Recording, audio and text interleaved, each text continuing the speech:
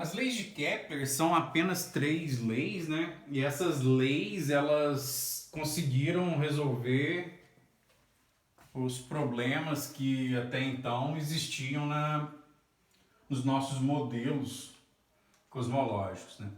A primeira das leis é chamada de lei das órbitas e para Kepler ele conseguiu identificar que as órbitas dos planetas não eram órbitas circulares perfeitas.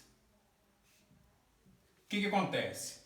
Para ele, as órbitas desses planetas eram órbitas elípticas.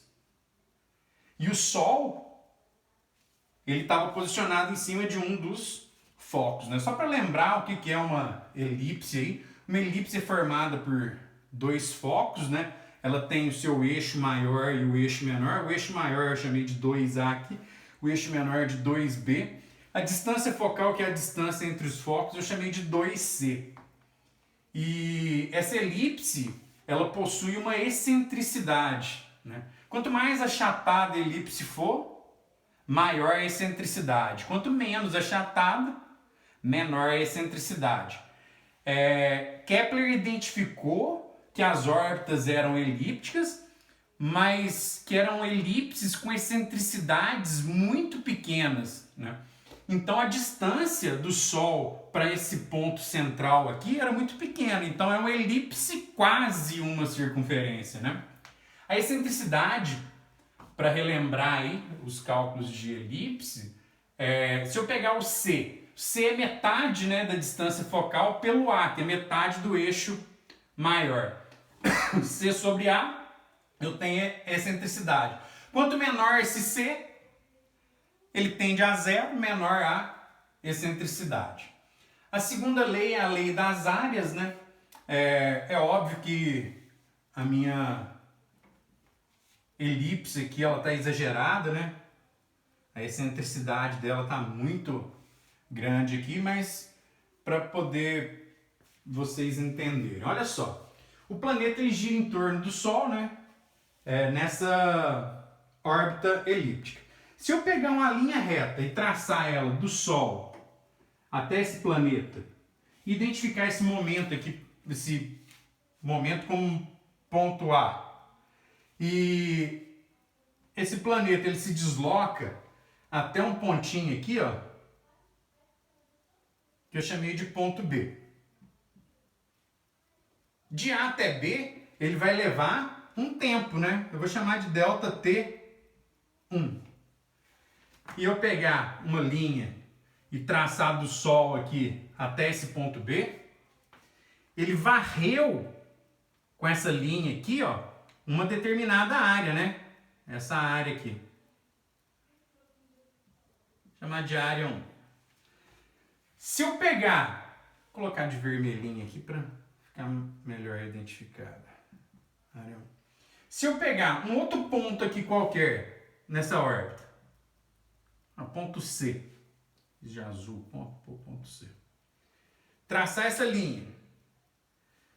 E ele chegar em outro ponto aqui, por exemplo, o ponto D. Traçar uma linha.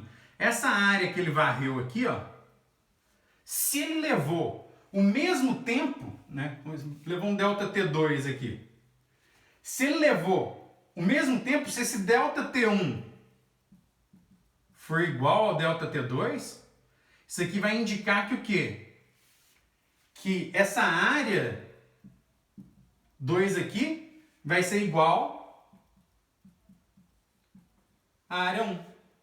Então eu posso montar relações com isso, por exemplo, se eu pegar a área dividido pelo tempo, eu vou ter uma constante, né? Por exemplo, área 1 sobre tempo 1 tem que ser igual ao quê? Área 2 sobre delta T2.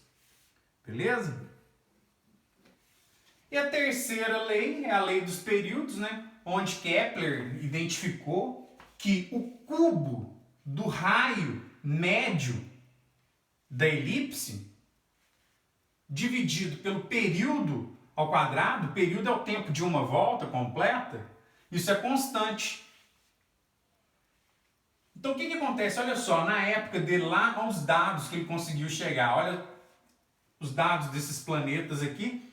E no caso, o R ao cubo por T ao quadrado, na unidade de 10 a menos 6 unidades astronômicas ao cubo dividido por dia ao quadrado.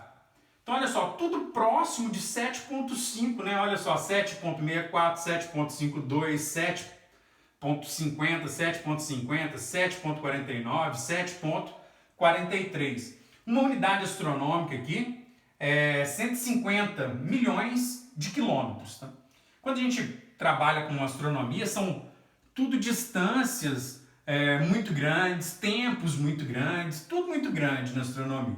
Então isso quer dizer que o quê? Por exemplo, se eu pegar o R ao cubo sobre T ao quadrado da Terra, por exemplo, ela vai ser aproximadamente igual a quem? O R ao cubo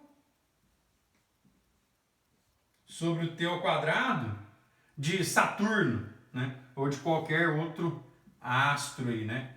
E aí a gente pode fazer relações com essas leis de Kepler.